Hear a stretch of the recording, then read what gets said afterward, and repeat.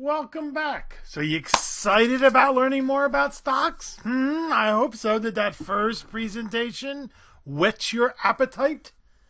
Tickle your fancy? Well, I hope so. Because this presentation we will discuss the various marketplaces where stocks are bought and sold and the various indices and indexes and averages that tell us how well the stock market as a whole is doing, or various segments of the market. And then we're going to take a look at some of the numeric measures, just the beginning of the various numeric measures that we find that when we do investigation we find out about. And what I hope you will see is that this isn't as hard as people make it out to be. Warren Buffett likes to say, investing is simple, but it ain't easy.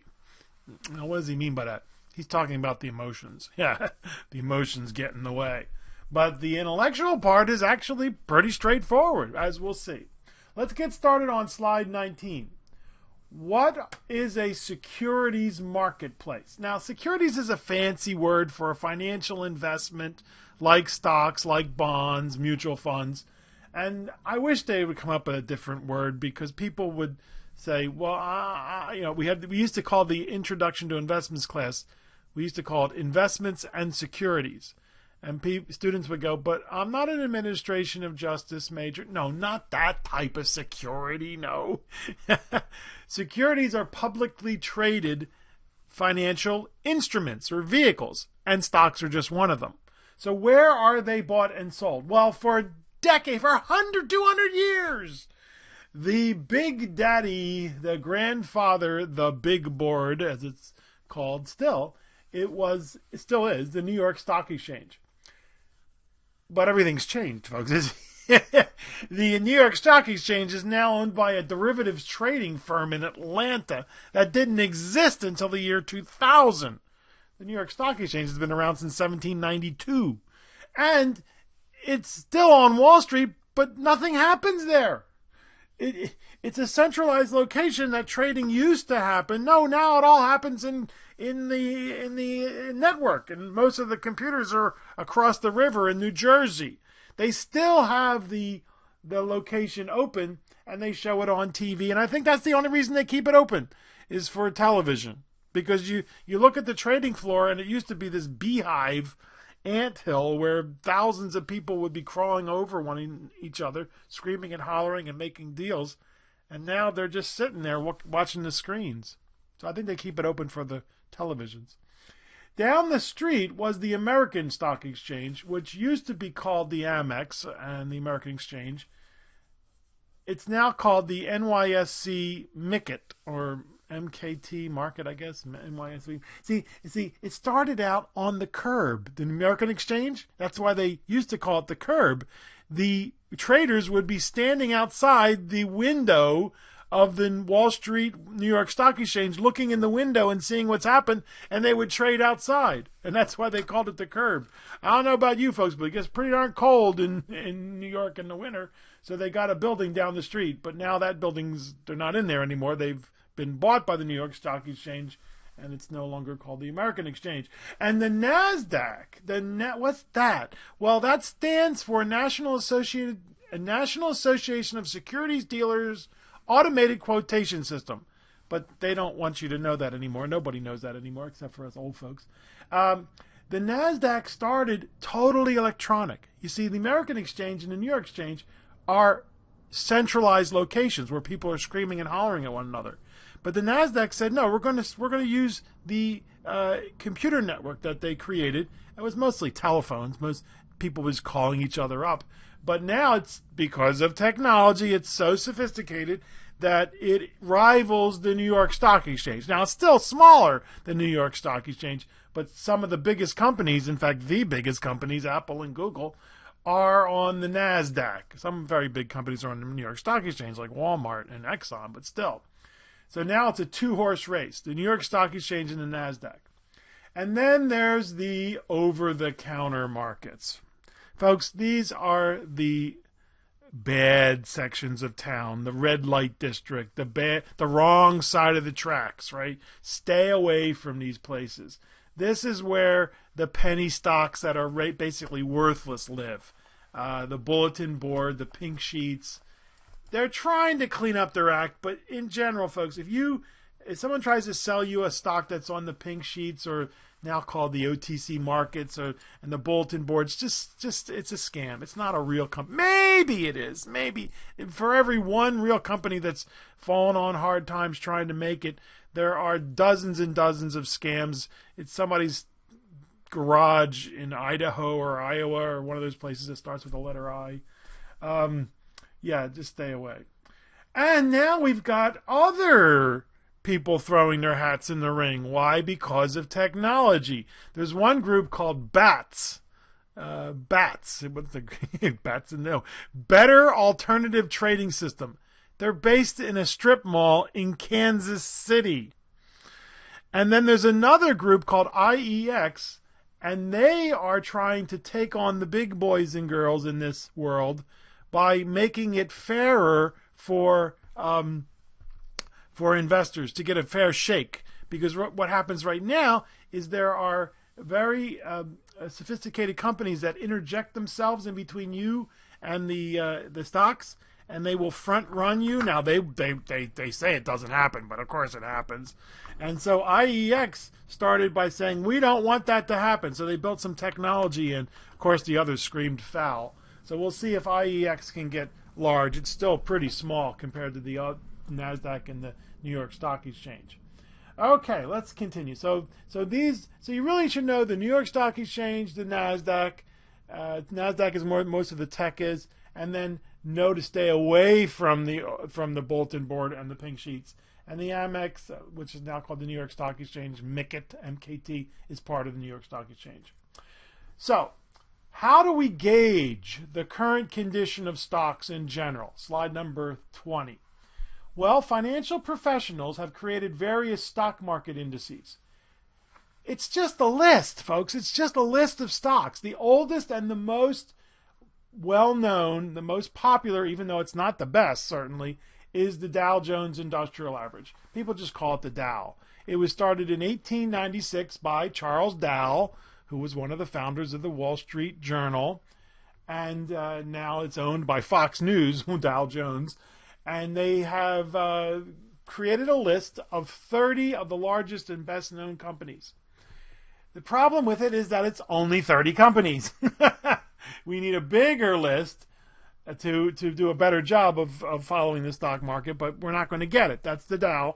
And on the website and in Canvas, there's an exercise that shows you the 30 companies in the Dow and asks you to choose one 80 some odd years ago and see how you do. Check it out. It's a lot of fun. We do it in the face-to-face class together, and it's always a entertaining and interesting exercise. A better measure is the Standard & Poor's 500. That's 500 of the largest companies. Most all of them are in the United States. A couple of them are foreign. Why? Because a few foreign companies bought up some very large companies in the United States. For example, back in 1997, was it? Yeah, 1997. Daimler-Benz, the people who make Mercedes-Benz, they bought Chrysler. And people were just astounded. And so they changed the name to Daimler-Chrysler, and Standard & Poor's said, well, Chrysler is one of our biggest companies. Let's allow Daimler-Chrysler to be in the S&P 500, even though it's based in Germany. But they then turned around and sold it. They bought it for $36 billion and sold it for $7 billion. What a bad deal that was, right? And so it's no longer a foreign company anymore. Now it's owned by Fiat. So I guess it is. But really, the Fiat says that Chrysler is the more important. I don't know. It's too hard to follow. Anyway, the Standard & Poor's 500 is a better measure of the large companies. However, you'll mostly hear about the Dow. The next one the one you hear about in the news every day is the NASDAQ. That's the composite index that tracks companies in the NASDAQ. And they're mostly technology companies. Not all. I mean, Costco, Starbucks, they're in the NASDAQ. But Apple, Microsoft, Intel, Dell, Oracle moved to New York Stock Exchange, Google, those are all in the NASDAQ. So we look at the NASDAQ to see how the tech sector, the technology sector. And what you'll normally see is that the Dow and the S&P 500 will not be as volatile as the NASDAQ. Why? Because the technology sector is more vibrant, more new. And so the Dow and the S&P 500 will go up a little bit. The NASDAQ will go up a lot. The Dow and the S&P 500 will go down a little bit. The NASDAQ will go down a lot. So that's volatility in action, folks. Slide number 21. Now here are lesser known stock market indices, but important. And why? Because we're going to get to mutual funds in our next chapter, and it turns out that many mutual funds are based on these indices. So I want you to learn these. Put them down on your little handout, your little handwritten notes that you keep, because you're going to see them, and we're going to come back to them in chapter 13.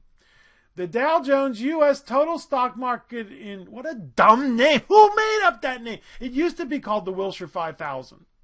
And Wilshire is a company based in Los Angeles that made this list of 5,000 companies, but then it went up to about 6,000 and 7,000 and then back down. And then Dow Jones bought them and just changed the name. So now it's about 4,000 stocks. And the idea here is you have the large companies, the medium-sized companies, and the small companies. You see that? So that's why they call it the total stock market index.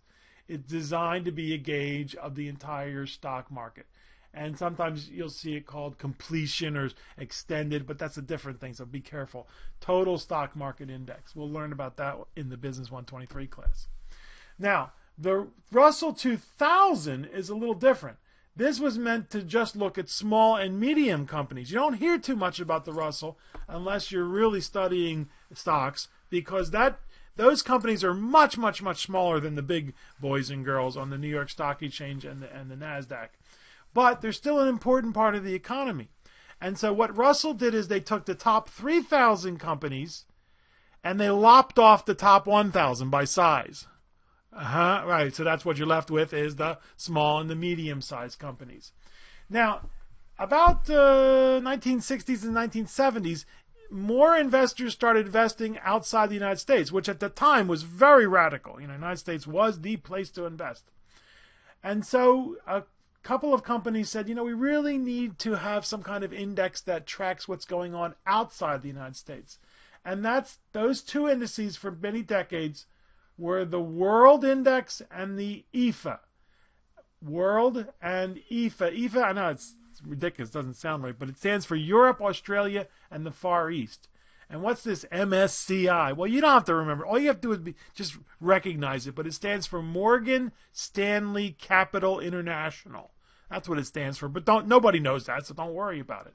But they were created back in the 70s and then in the 80s. But now what happened is they never changed the world and the EFA. They only took the developed world, United States, Canada, Western Europe, a little bit of South Africa, Japan, of course, Australia, Hong Kong, Singapore. So they looked at the developed world. But the problem, it's a good thing, is that the developing world has been doing really well. China, India, Mexico, Brazil, Eastern Europe, Turkey, South Korea. These countries are developing. And so instead of putting them in the world in the EFA, they created two new indices, the MSCI All Country World Index and the MSCI All Country World Index ex-USA. Now, are those the stupidest names or what? I mean, they didn't ask me. The World Index was meant to represent the global stock market. The EFA was meant to represent everybody except for the United States. Those are called foreign or international markets. And so instead of just making them better, they are replacing them now with the All Country World Index, which is the entire world, developed world and developing world, and the All Country World Index ex-USA, which is everybody in the world except for the United States. Are you confused? Yes, we do a lot of that in the industry. We try our best to confuse people. Slide number 22. So those are the indices you should know, folks. You should jot those down, commit them to memory, study them. Have you heard of bull markets? Have you heard of bear markets? Yeah, well, a bull market is when the market is rising, when stocks are going well. Now remember, some stocks are doing great, others are kind of just following everybody else, and some are doing poorly. But as a whole, when the market rises, investors are optimistic. People are buying stock. The market increases. Jobs are being created. The economy is expanding. Standard of living is rising. It's a good time. What is a bear market? Yeah, well, that's the opposite. Why do they use bulls and bears? I don't know. There's a lot of stories why bulls charge ahead and throw their opponents up in the air. Bears are more reclusive and they knock their opponents down with their claws. I don't know if that's the real reason, but that's what everyone says. When we have a bear market, that's defined as a 20% or more decline. When stocks fall 20% or more. If they only fall 5, 10, or 15%, that's called a correction. It's not a full-fledged bear. Where are we now? We're still in a bull market.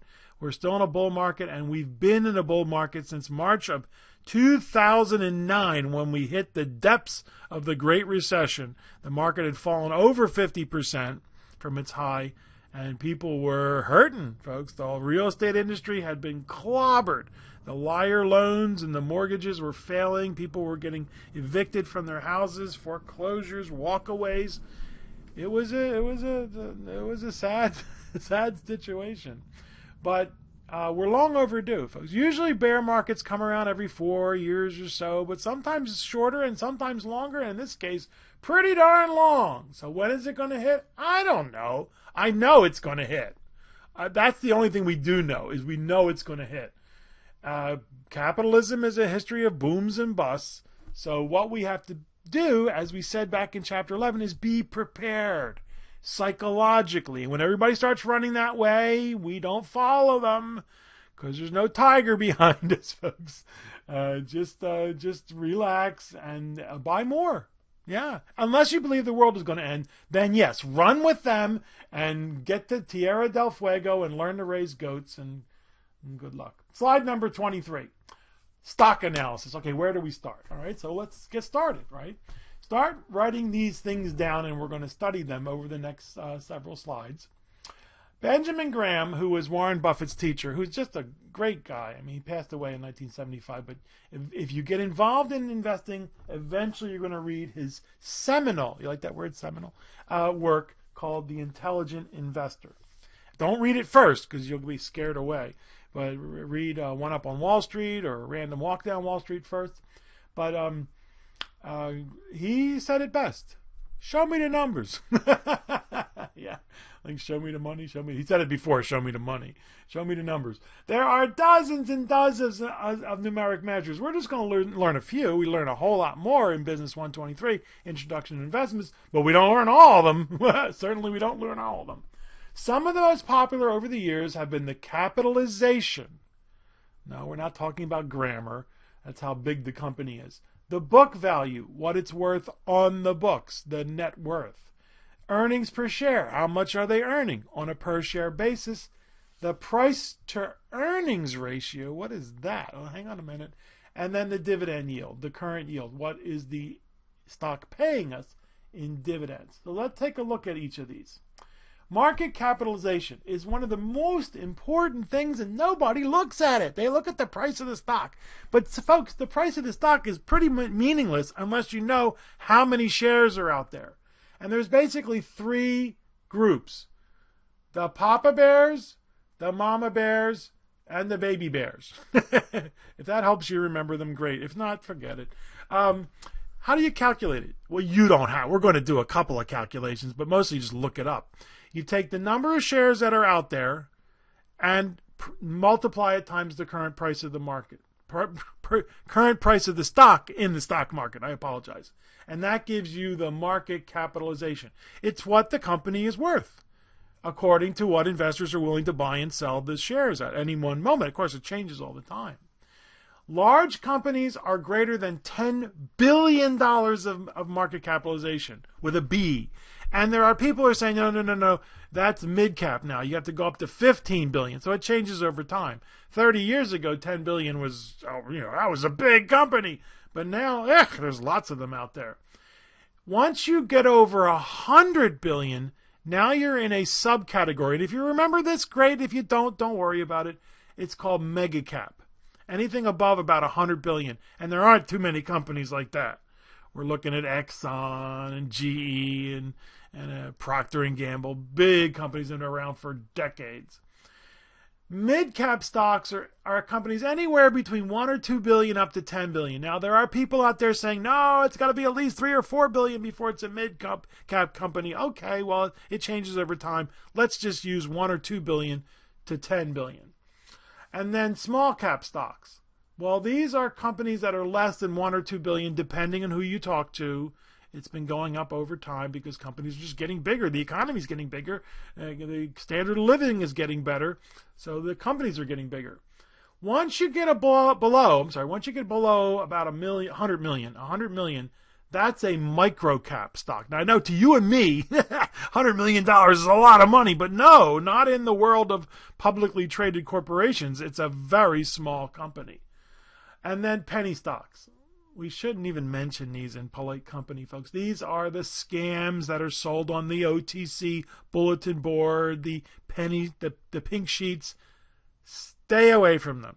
You've heard of Blue Steam. I think I told you about Blue Steam or Flim Flam Incorporated. Just stay away from them. Yeah, they used to be selling left-handed smoke shifters, and now they were selling Blue Steam, and now they're selling marijuana. Yeah. Okay, anyway, continue. Slide number 25. Here's an example. There's a stock out there that's selling for $50. Great. What's it worth? I don't know. We have to know how many shares are outstanding. So in this case, we have the number of shares of 2 million shares.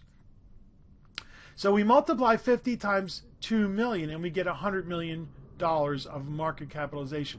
This is a small cap stock. The stock price, for the most part, dear students, is irrelevant.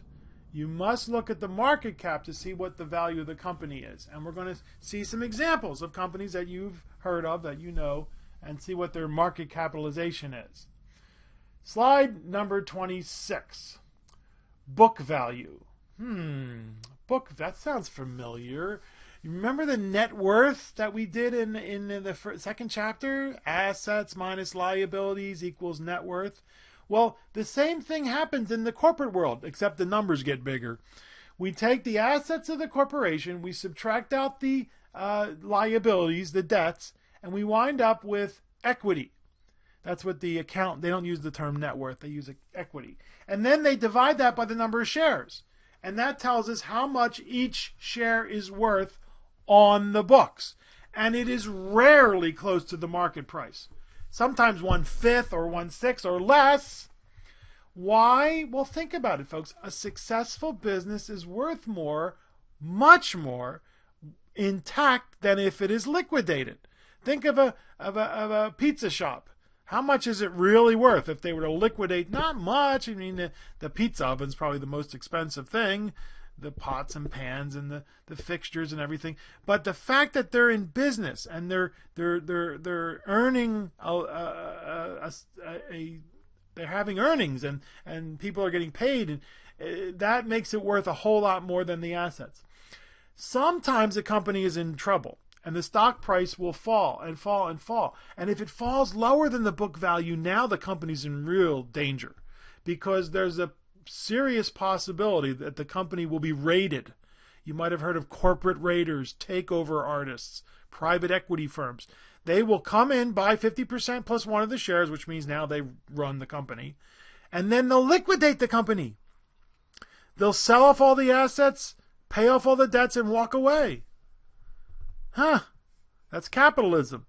How would you feel if you had worked for this company for 22 years and now you're unemployed?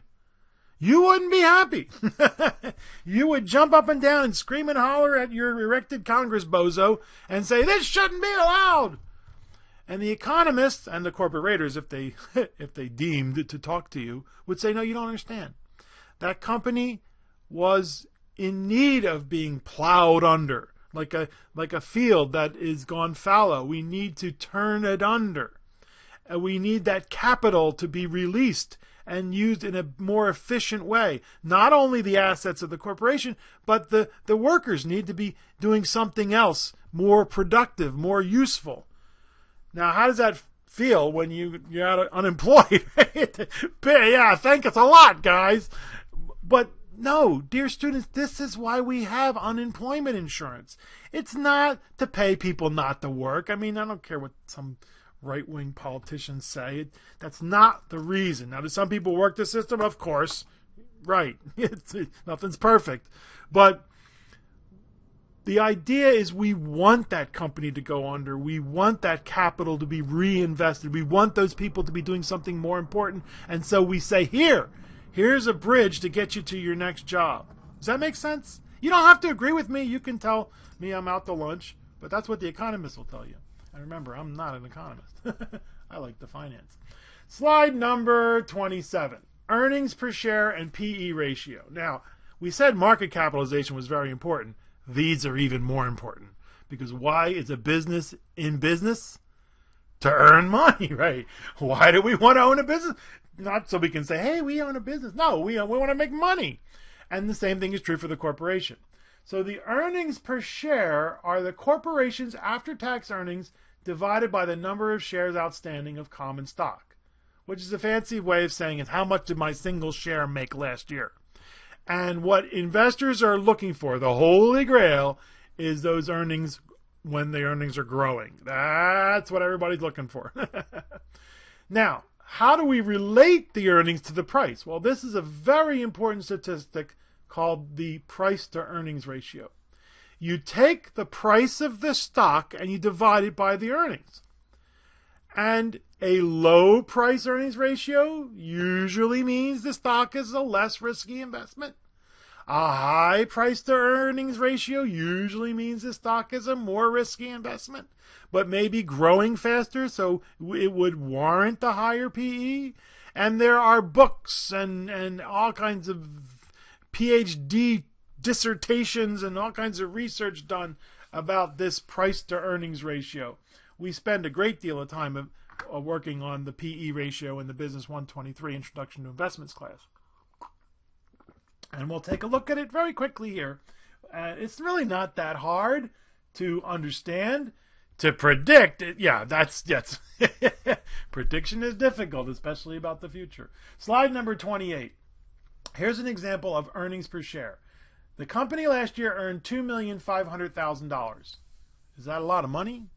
Well, to you and me it is, yeah, but we don't know how many shares are out there. The number of shares are 5 million. Okay, now we know.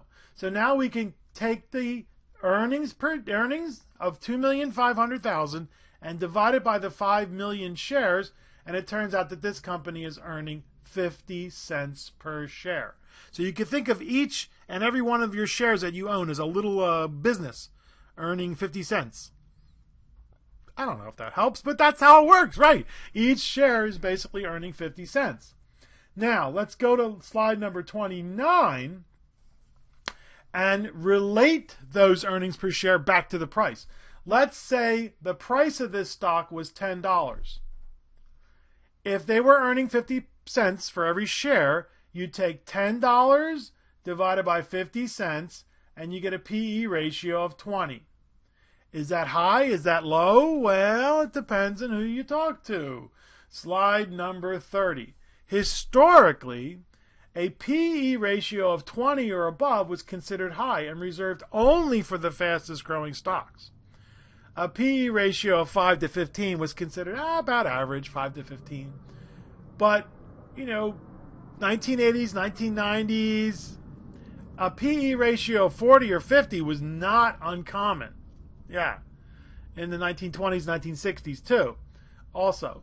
But they skyrocketed at the end of the 1990s. I mean, I'll never forget looking down at the computer in 1999, I think it was. eBay's PE was 10,000. And I thought, this ain't going to last. This is not going to last. And sure enough, eBay lost a ton of money. I mean, the stock price fell, but they've come back. They didn't disappear. Many of the other tech stocks in the late 90s are gone. They never made any money. They disappeared. The PE ratios fall dramatically when the market falls. Why? Because the price comes down. Remember, it's a quotient. Price. If the numerator drops, the quotient goes up. Right? If the numerator gets bigger, the quotient gets bigger. Did I say that? No. If the numerator drops, the quotient drops. Right? It gets smaller. If the numerator gets bigger, the quotient gets bigger. So what we're looking for, what many investors are looking for, is growing earnings. We want earnings to grow. So the PE ratio essentially tells you what the market believes the prospects for the company are. It doesn't mean they're right. A high PE ratio means investors are optimistic and they're willing to pay up for the growth that they believe is coming. A low PE ratio means, we're not too interested in you. It also tells you how long in years it will take the company to earn back its price. Not that that's that important, but think about it. If it's a PE ratio of 20, it's going to take 20 years. PE ratio of 3, it'll only take 3 years to earn back its price. A PE ratio of 10,000? Yeah, they have to worry about the Y5K problem, not the Y2K problem, where it went from 1999 to 2000. We have to worry about 9,999 going to the year 10,000. We better start. No. We'll all be comfortably dead by then. Okay, slide number 31. Dividend yield. Very important to some, including yours truly, not others. Some people, not interested in dividends. But the dividend yield is the yearly dollar amount of income generated by stock divided by the current market price. And historically, dividend yields were 4, 5, 6%. There are still some stocks that pay that, not too many. Currently, 2 to 3% is pretty good. 0 is often the case because some companies don't pay any dividends. Why? They can't. They're taking the money that they earn and plowing it back into the company, so they don't have money for dividends. But some companies have been around for decades, and how many times can Microsoft rewrite Word? Every time they do a bad job. They make it worse and worse every time. Windows keeps getting worse and worse. They don't need to write it again, but they do anyway. The dividend yield allows you to compare stocks to other investments, such as savings accounts or bonds. So it allows us to compare our stock to other types of investments that pay interest or pay some kind of cash flow. So let's take an example here. Here's a company. This is a different company now. $1.50 are the dividends per year. Okay. And the current market price is $87.50. So we take the dividends, $1.50, divided by the $87.50 stock market price, and we get approximately 1.71%, which is on the lower side, but still it's more than your savings account is paying. It's only a little bit less than what the 10-year Treasury bond is paying. Now, what's the difference? Right, the Treasury bond, the savings account, they're going to pay you their interest. They're not going to drop their interest. They have to pay you that. Whereas this dividend, the company could stop paying dividends next quarter. Dividends are normally paid quarterly, and they could just say, sorry, we're not going to pay dividend anymore. Plus, is the savings account going to lose money? No. Is the United States Treasury going to disappear? No. But the stock could. The stock could fall from $87 to $50 to $25 to 0. It's rare that big companies do that, but it happens. You ever hear of Kodak? Some of you didn't even know what Kodak is. You may have seen that little yellow box somewhere in somebody's closet somewhere, but they used to be everywhere. It used to be one of the largest companies in the world selling little yellow boxes of film. They developed the digital camera. And then they developed the technology that destroyed the company. It happens, but not too often.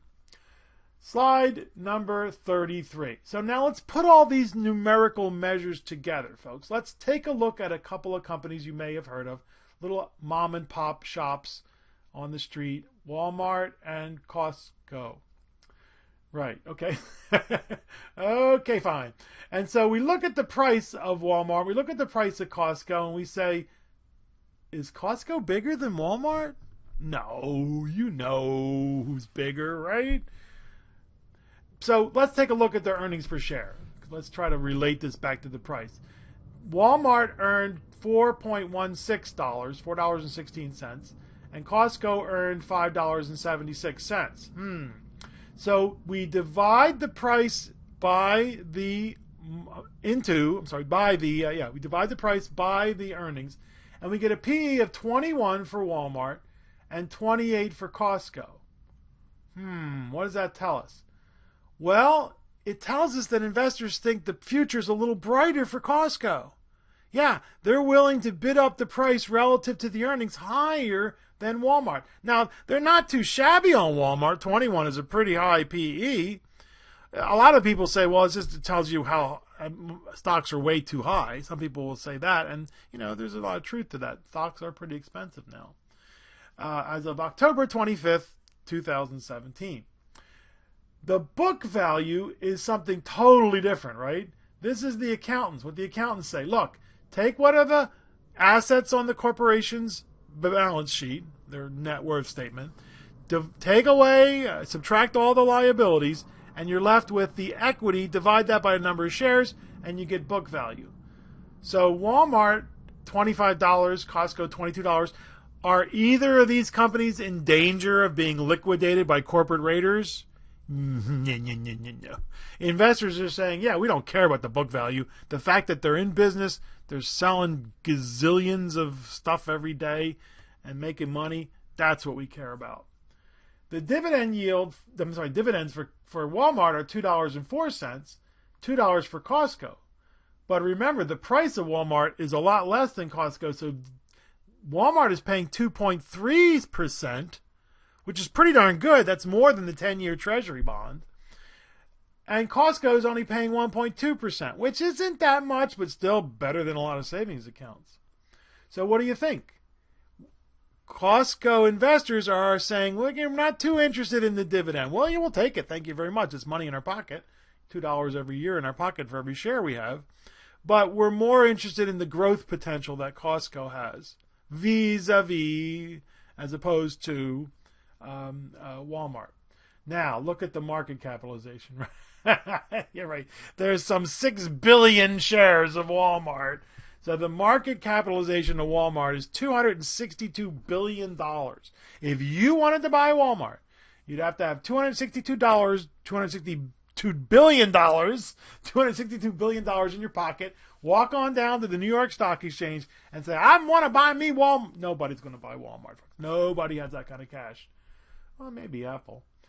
They could. No, they're not going to buy. They're not going to buy Walmart. Okay, and Costco is only $70 billion. Still a big company, but Costco is about 1/4, not quite, a little between 1/3 and 1/4 the size of Walmart. Make sense? Yeah. See, once it's explained, is it really that difficult? Now, what's the hard part, right? What's going to happen in the future? Exactly. That's what makes investing difficult.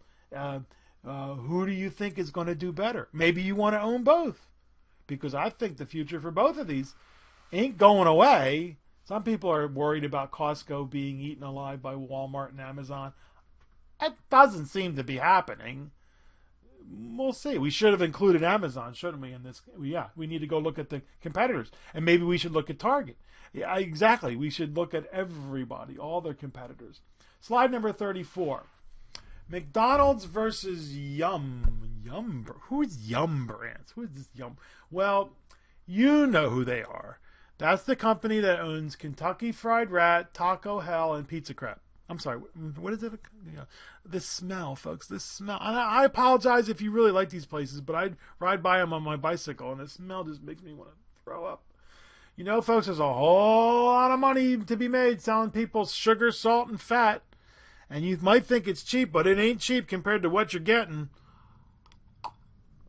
And this stuff is really good for your arteries, folks. Just keep eating it. Anyway, the price of McDonald's on October 25th, 2017 is $163, and Yum is $74. Okay. Well, it looks like McDonald's is bigger than Yum. It is, but we'll see why later on. And then the earnings per share are $6.11 for McDonald's, $3.77 for Yum. So what does that give us? That gives us a PE ratio of 26.7 for McDonald's and 19.8 for Yum. So are investors more excited about the prospects for McDonald's? Yes, they are.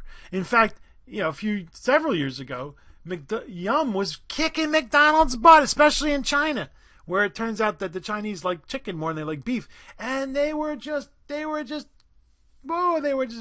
The P's were reversed. People were more excited about Yum than they were for McDonald's.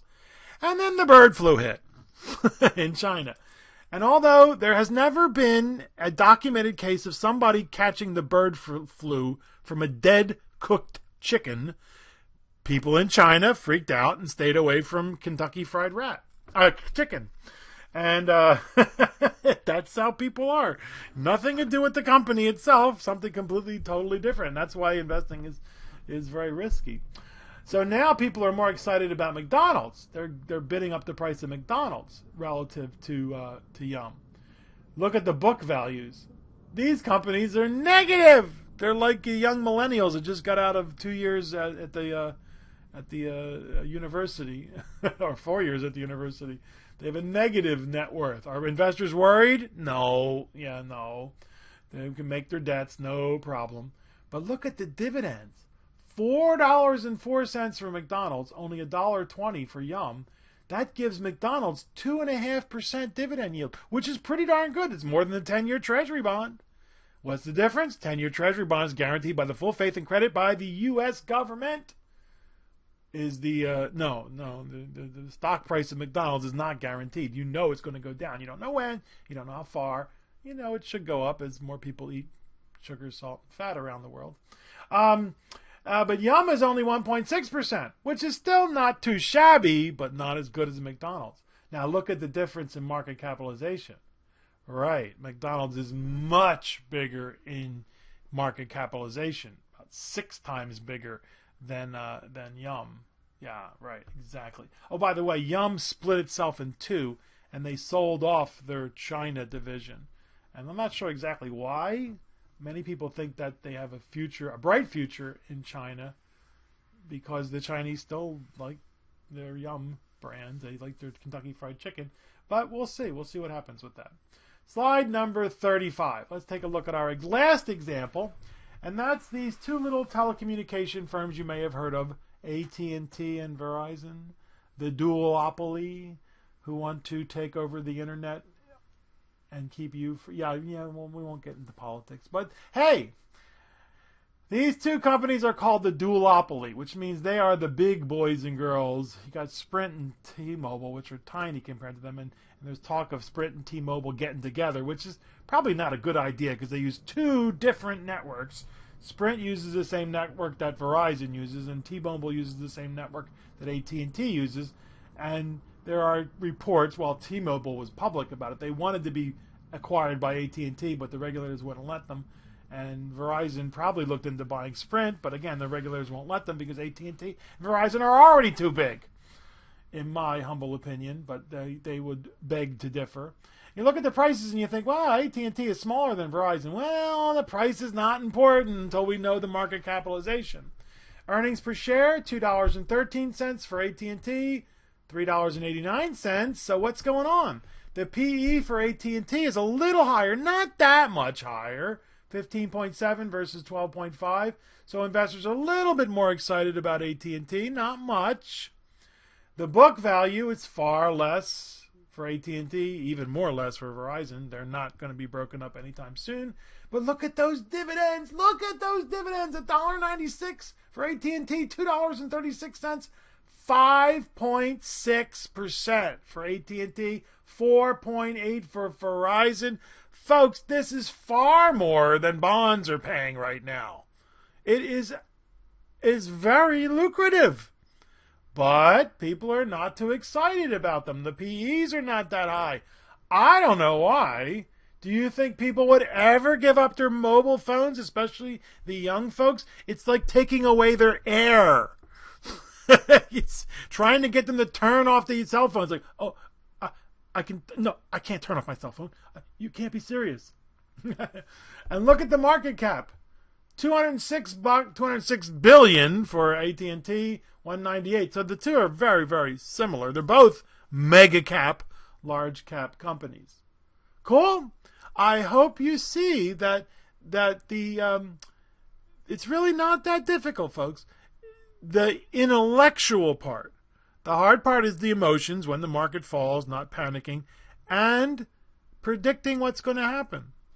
Which is why you might buy both. You might say, well, I think both are going to do well because people are not going to give up their cell phones over their dead bodies.